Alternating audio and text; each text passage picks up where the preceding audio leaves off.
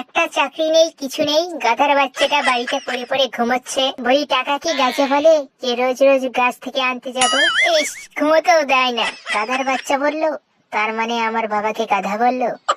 আচ্ছা, টাকা গাছে কবে থেকে ধরতে থাকলো রোজ রোজ গাছ থেকে আনতে যাবো?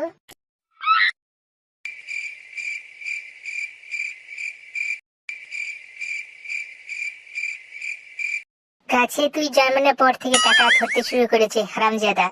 কই, আমাকে তো আগে বলনি কোন গাছে ধরে, আমি গিয়ে নিয়ে আসি। গাদার বাচ্চা, এই জন্য তুই আজও চাকরি নিতে পারিসনি। গাছে ধরলে আমি নিয়ে আসতাম না? যাও, তুমি নিয়ে এসো। শুধু আমায় 5,000 টাকা দিলেই হবে। আমি একটু ছেলের কথা সব, টাকা নেই বলে কিনা 5,000 টাকা নেবে। এই হারামজাদা, ওট আচর ইন্টারভিউ আছে না, যা তাড়াতাড়ি করে। সে তো আছে, কত সুন্দর স্বপ্ন দেখছি পিঙ্কি আর আমি ঘুরতে যাচ্ছি। তোর ঘুরতে যাওয়া আমি বের করছি হারামজাদা। আজ চাকরি না আনতে পারলে না, তোর হাত কেটে হাতে ধরিয়ে দেবো। হাত কেটে হাতে দিতে হবে না, দেখো আমি নিজেই আমার হাত কেটে হাতে ধরে রাখছি। হাই ভগবান, আমাকে একটা গাদার বাচ্চা দিলে, একটু তো বুদ্ধি দিতে পারতে। এই পাচার বাচ্চা, তাড়াতাড়ি করে ইন্টারভিউতে যা। যাচ্ছি যাচ্ছি, রেখে যাচ্ছ কেন?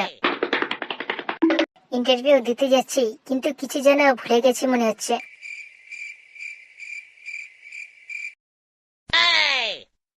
যা, বিড়ালটা রাস্তা কেটে দিল। মা বলেছিল বিড়াল রাস্তা কাটলে বলে যেতে নেই। এই শালা বিড়ালের বাচ্চা, তোর লেজ আমি কেটে ফেলবো, তাহলে তুই লেজ কাটা বিড়াল হয়ে যাবি। আমার নতুন আবিষ্কার। আর এরপর থেকে তুই কাউকে মুখ দেখাতেও পারবি না। আমি হলাম ডন পচা, এখানে আমি ঝুঁকবো না শালা। চললাম রাস্তা দিয়ে।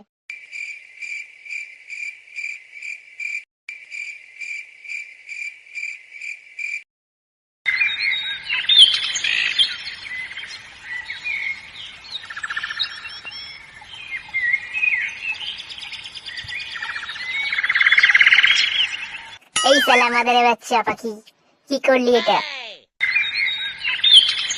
তোকে নিচে পেলে না, তোর পালক ছিঁড়ে ফেলে আমি বাড়িতে এসে যেতাম। সারাদের জন্য কোনো নিয়ম নেই, যেখানে সেখানে পটি করে যায়, কেউ কিছু করে না। কিন্তু আমি যদি এখানে সেখানে পটি করি আর দেখতে পেলে তো বাড়ি এসে বলে, তোমার বাচ্চা আমার বাড়ির সামনে পটি করে চলে গেছে। না না, এটা মুছে চাকরির জন্য যাই, না হলে বাড়িতে থাকার আর জায়গা হবে না।